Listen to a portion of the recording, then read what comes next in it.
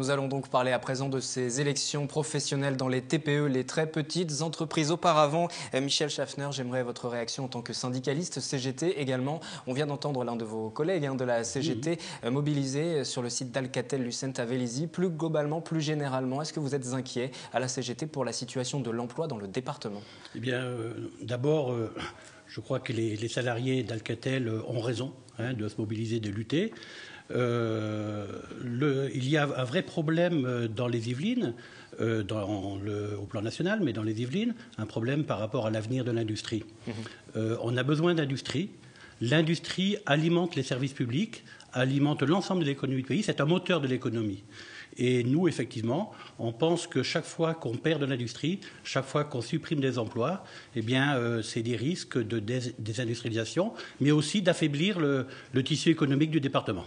Michel Schaffner, responsable de la vie syndicale à la CGT des Yvelines, est l'invité de ce 7-8 pour débuter cette édition du 8 novembre. On va parler donc de ces élections professionnelles. Avant que vous nous expliquiez en quoi elles sont importantes, un chiffre va apparaître à l'écran, 11. Pour que ce soit bien clair, c'est le nombre maximal de salariés d'une très petite entreprise, une TPE concernée par ces élections professionnelles. S'il y a moins de 11 salariés dans votre entreprise, vous êtes concerné. Ça se déroule du 28 novembre au 12 décembre. Et cette première question, pourquoi aller voter? Pourquoi c'est important?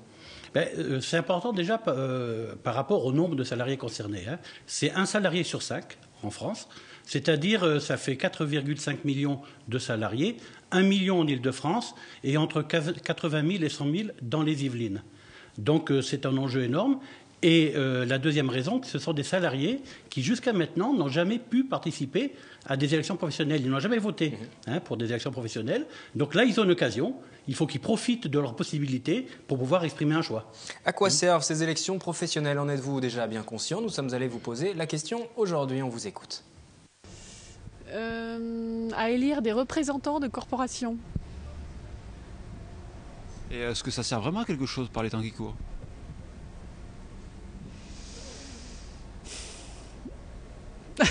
La réponse, je pense, est dans mon silence. Ça permet d'élire les représentants des salariés dans les différents conseils style prud'homme, chambre de commerce et d'industrie. Mais étant dans la fonction publique, j'ai assez peu de connaissances de ce système-là. C'est essentiel par rapport à la représentation au sein du travail, par les défenses des droits et...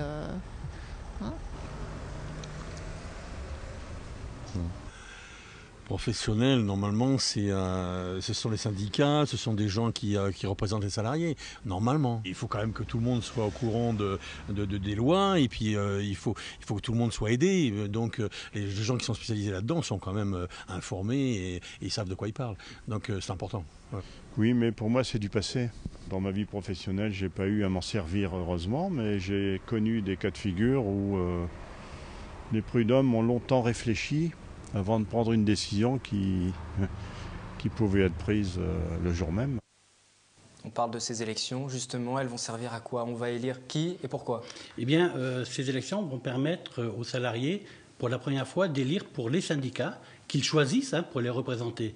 Alors, effectivement, on le sait, les syndicats participent aux négociations sur les conventions collectives, sur les accords interprofessionnels, sur l'égalité hommes-femmes. Donc c'est quelque chose qui est important. Ils auront la possibilité donc de choisir. En votant CGT, ils choisiront un syndicat sur lequel ils auront choisi un syndicat qui porteront leurs revendications. Leur revendication, c'est quoi? Il y a eu un sondage qui a été fait par la CGT avec un institut qui dit qu'ils estiment que leur salaire est insuffisant, ils estiment qu'ils ont besoin de plus d'évolution professionnelle. Donc c'est pour ces choses-là qu'ils vont voter. Et l'autre enjeu, c'est la participation.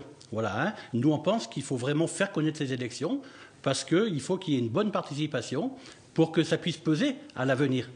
Et vous puissiez vous faire entendre, on l'a entendu en tout cas, l'un de vos points de programme, c'était effectivement l'occasion de le mentionner. Alors c'est un scrutin inédit, on l'a dit, et la particularité, c'est qu'on votera pour un syndicat, pas pour des candidats aussi. Voilà, on votera pour un syndicat. Donc l'une des 8 organisations syndicales nationales, et puis il y en a d'autres aussi qui existent en fonction des branches de chacune des entreprises. Voilà, exactement. Nous, ce qu'on pense et ce qu'on dit aux salariés, c'est d'une part d'aller voter, c'est important, et d'autre part de choisir des syndicats qu'ils connaissent. qui ont du répondant.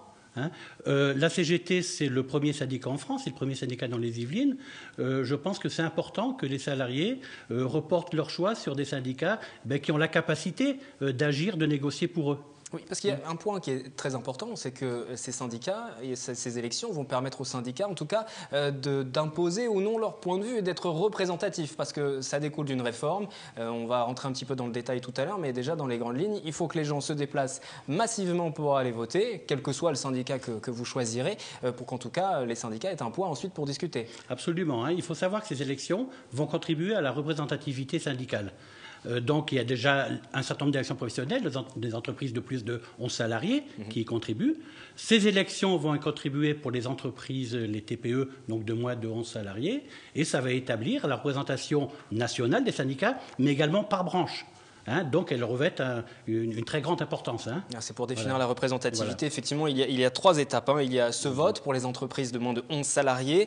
Pour celles de plus de 11 salariés, ce sont les résultats des élections des membres des comités d'entreprise, des délégués du personnel qui seront pris en compte. Et puis, il y aura ensuite un troisième point, une troisième étape, les suffrages qui seront exprimés en janvier lors des élections aux chambres départementales d'agriculture. Ensuite, il y a un point global qui sera fait. Absolument. Et ces syndicats, pour être jugés représentatifs, devront avoir atteint 8% au minimum des suffrages exprimés. Est-ce que vous êtes inquiet pour la CGT s'il n'y a pas une mobilisation assez forte, de voir que les 8% seront difficiles à atteindre? En tout cas, nous, on travaille à cette participation, cette mobilisation.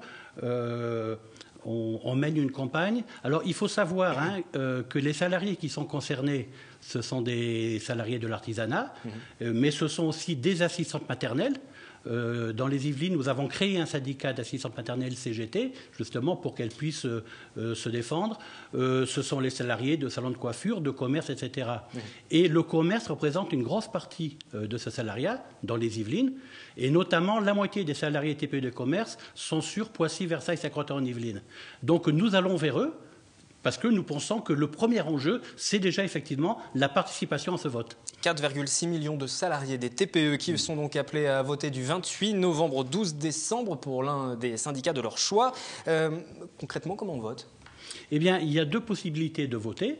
Donc, le vote a lieu, comme vous l'avez dit, du 28 novembre au 12 décembre. Et à partir du 15 novembre, les salariés vont commencer à recevoir leur matériel électoral. Alors, matériel électoral, entre guillemets, parce que ça sera les informations pour qu'ils puissent voter, soit par Internet, soit par correspondance. Donc, nous les appelons à voter le plus rapidement possible, de ne pas oublier. Voilà. Il faut savoir qu'on a des unions locales CGT qui feront des journées portes ouvertes de vote CGT, et de vote en tout cas, au moins. Et donc, nous, on va tout mettre en œuvre pour qu'il y ait une bonne participation à ces élections, en tout cas. Je rappelle ce chiffre, 4,6 millions de salariés des TPE au niveau national. Dans les Yvelines, ils sont combien ? Dans les Yvelines, ils sont entre 80 et 100 000. Et vous arrivez à tous les toucher, à vous adresser à chacun ? Comment vous faites justement pour savoir qui est salarié, dans quelle entreprise, Eh bien, vous savez, on invente un peu, parce que c'est une forme de déploiement qu'on ne connaissait pas forcément avant. Oui, parce que c'est une première, ce scrutin. Voilà, donc elles sont plusieurs dizaines de milliers, ces TPE, donc il n'est pas concevable d'aller dans chacune d'entre elles. Donc on va dans les centres-villes commerçants, on s'est déployé avec le bus Infodroit CGT à Versailles. Ce bus a sillonné toute la France et il finit dans l'Île-de-France. On a fait des déploiements dans le centre-ville, bien sûr, de Versailles, je l'ai dit, mais aussi de Saint-Germain, de Guyancourt prochainement, de Maurepas prochainement.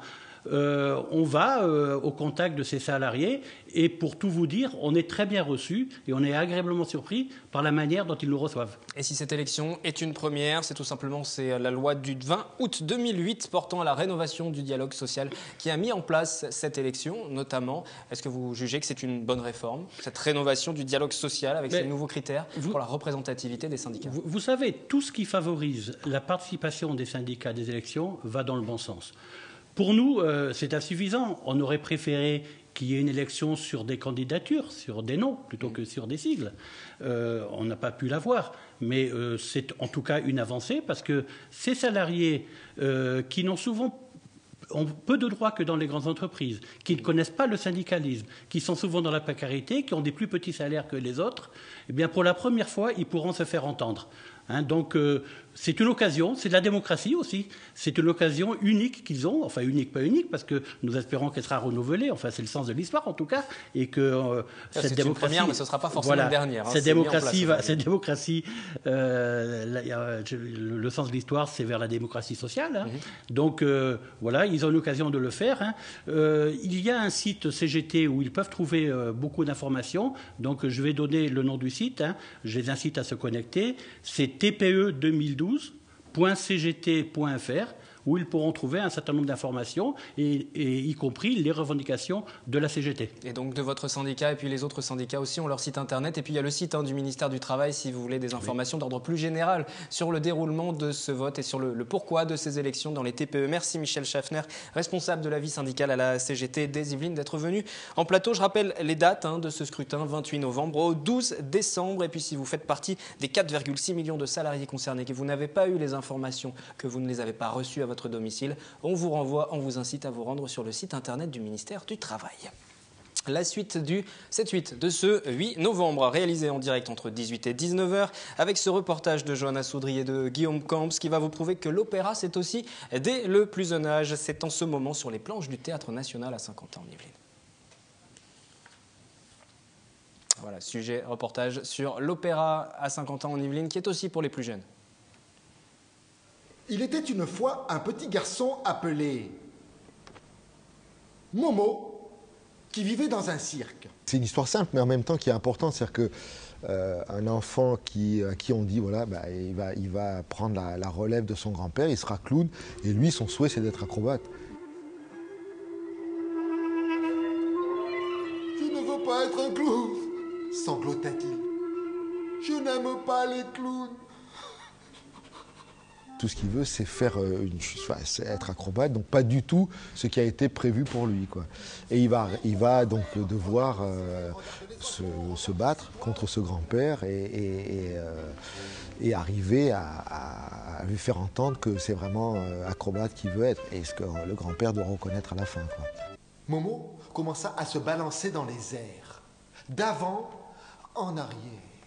D'arrière en avant, d'avant en arrière, d'arrière en avant.